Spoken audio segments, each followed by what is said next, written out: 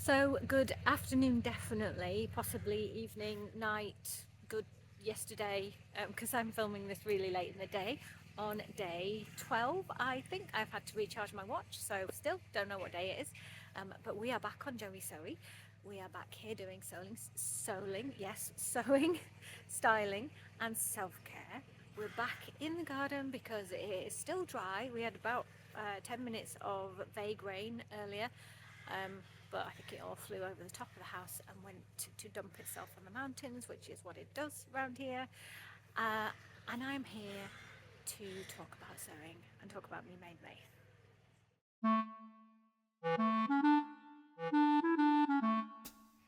I feel like I am getting more random and more rambly with every day of Me Made May that passes.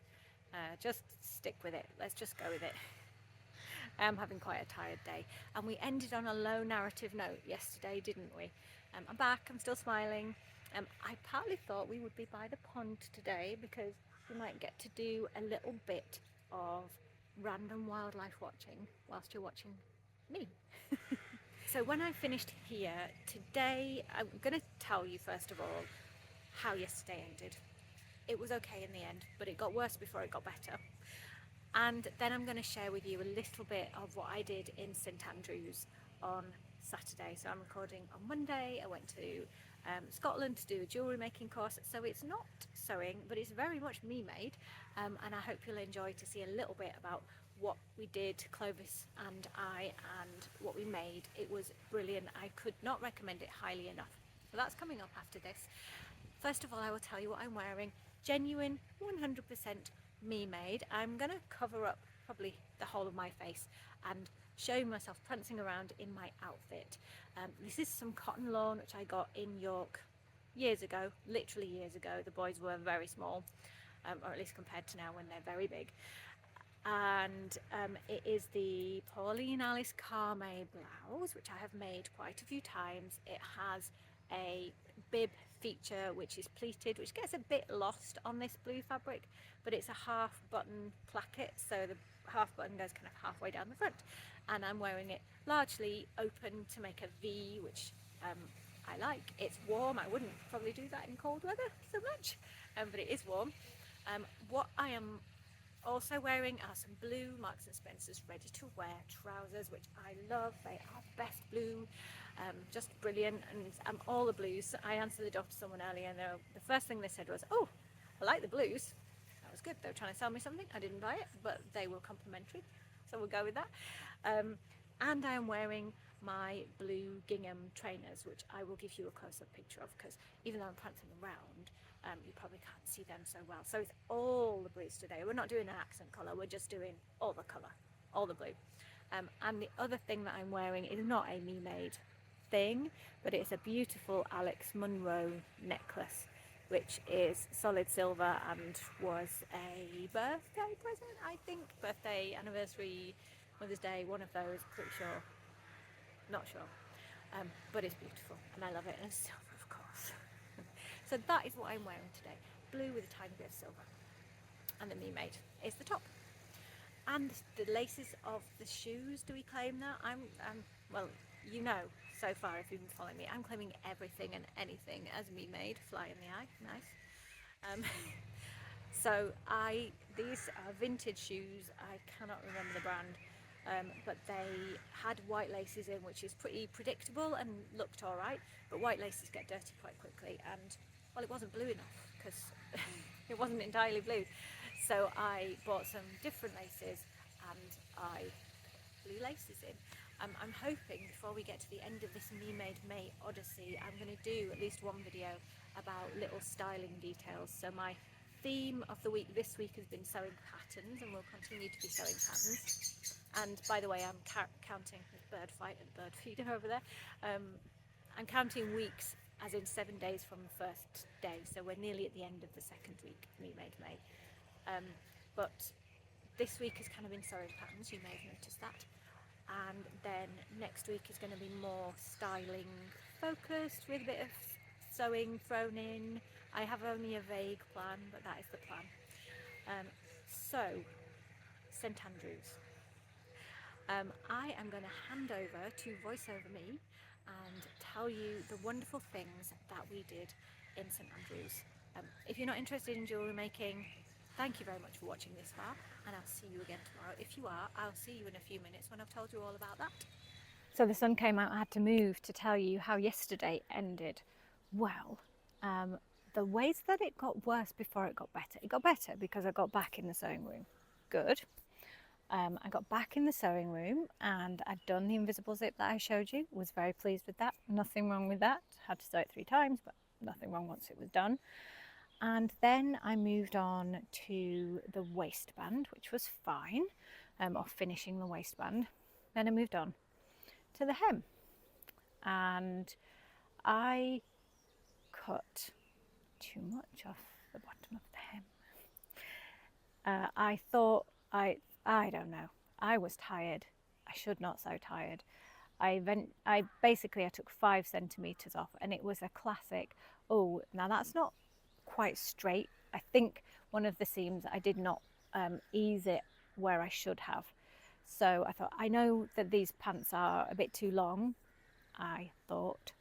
So I know I can afford to cut some off, I thought. So I did. I just got my rotary cutter, cut it off. There is no evidence of this, but I can tell you I did. And then I lined it all up, and one leg was then shorter than the other, of course it was, so I had to straighten that off. And then I had an incident with the overlocker where I thought, well, I'm going to have to finish this because it's very fray fabric, so I thought I'm going to have to finish this raw edge as quickly as possible. I didn't cut any, well, I tried not to cut any off, but my overlocker unthreaded itself 3 consecutive times. I hate threading my overlocker at the best of times, but 3 in a row. I really should have walked away, but by this point I'd lost the length anyway. There was a lot of swearing. There were many bad words said, but I did finish it, and then I tried them on, kind of going, oh God, oh. And they were just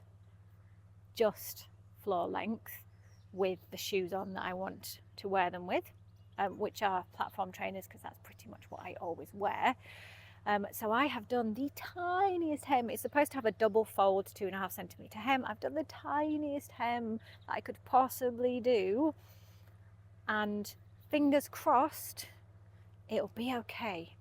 I wanted to hand slip stitch the inside of the waistband, so I did that while watching TV yesterday. I have a hook and eye. I nearly excitedly put them on today, but I thought I wouldn't put the top of the zip under that strain. There's been so much bad luck with those trousers. Bad luck, bad judgment, sewing under stress, probably the latter. I thought I wouldn't risk wearing them without the protection of having a hook and eye at the top of the zip to stop the stress on the zip. So that's where we got to yesterday. I think I have a pair of really nice trousers. I think I nearly didn't, but I do. So I'm hoping you'll see them tomorrow, and if you don't see them tomorrow, it's because they're not wearable, but I think you'll see them tomorrow. Let's get on with talking about jewellery. We went to a place called East Nook Studio in St Andrews, Scotland, and we were making these silver spinner rings, which is one large ring with 3 smaller rings that loosely spin in the middle.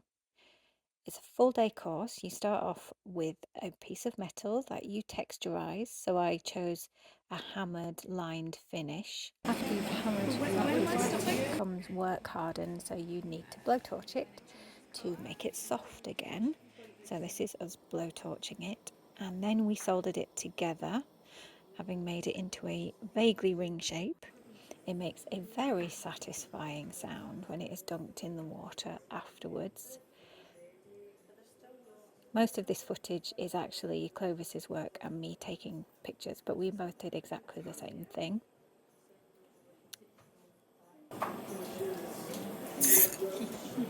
Sorry. It now looks rather unlovely and like it's been ruined. It's not round, the texture's all wrong, but it goes in an acid bath. And then you make the central rings. So after lunch, we learned how to make them properly round. We learned how to properly size them.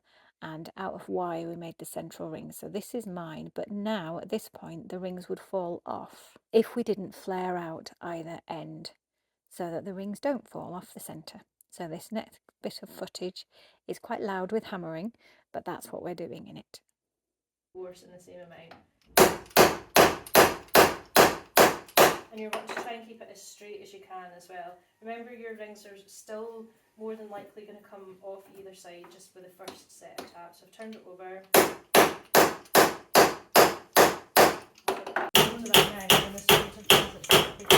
That's a mallet thing. Attach these ones to here. Yeah. Well, I don't think it's the same So size. if you're happy to, if you want to use this this one one, now. get the fix this. No,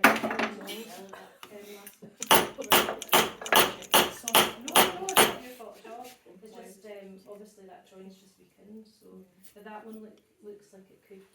I mean, you've already put them on anyway, so this one, yeah, if it's over that just now.